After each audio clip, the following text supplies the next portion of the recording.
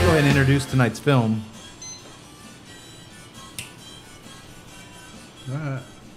I did something tonight that I haven't done. This one shocked me. Before on the show. I don't believe in 17 episodes I haven't let another member of the crew pick the film. Maximum Overdrive. Oh, Tuttle picked Maximum Overdrive. That's when I swore I would never do it again. That's right. I let Cody pick the film tonight. Actually, he's been trying to do this film since we started this thing. And finally, I my defenses were weak, and I gave in. Tonight, we're doing 1995's Ghost in the Shell, written by. Ready for this? Do it. Kazunori Ito. Close The enough. screenplay. He did the screenplay, correct? did Not the original manga. No, not the original manga. Was done by Masamune Shiro. That was the original manga. The screenplay was written by Kazunori Ito and directed by Mamoru Oishi. Put that in your pipe and smoke it, motherfuckers. I did it. I said it right.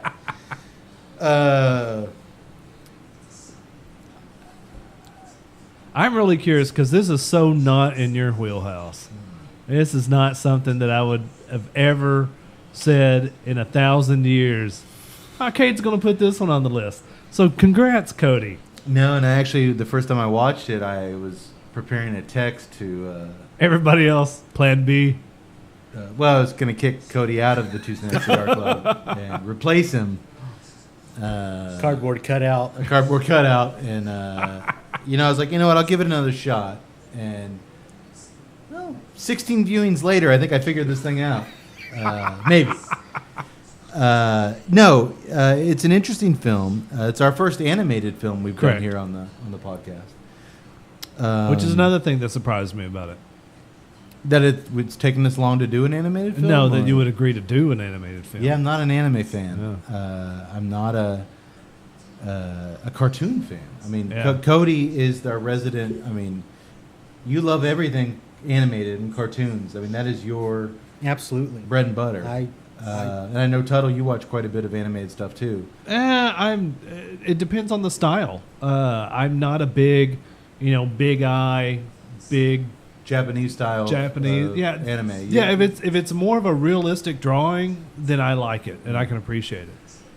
Well, honestly, the realism in certain points here is what drew me in. We'll get to that, but let's just jump right in. Okay. No, I just realized I said that, and I love Sword Art Online, and that's not realism. And that's the one thing I always try and tell people. Watch anime, and 9 times out of 10, the first one they pick, they're like, "This is childish."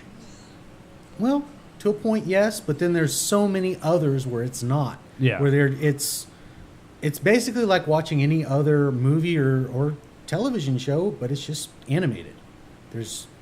Which a part of me as a filmmaker loves, because if you can It's all about story. If you can think up a story and not have to worry about locations and actors, if you could somehow tell your story through illustrators and save all those costs. Well, granted, there's costs with animators and illustrators, yeah. but it's like anything you can imagine can be done without any of the traditional concerns of filmmaking. I've always loved that idea, but at the same time, I like watching real people in real situations, and I've never gotten that from an animated setting. There's always that distance. Yeah. Well, and the problem with the American market for so long, when you say animated movie, immediately someone goes Disney. Yeah, Disney and Pixar, all that. And it is just not the same. You cannot say like, hey, turn on an anime and let the little kids watch. No, you cannot. No, especially not this one. Yeah.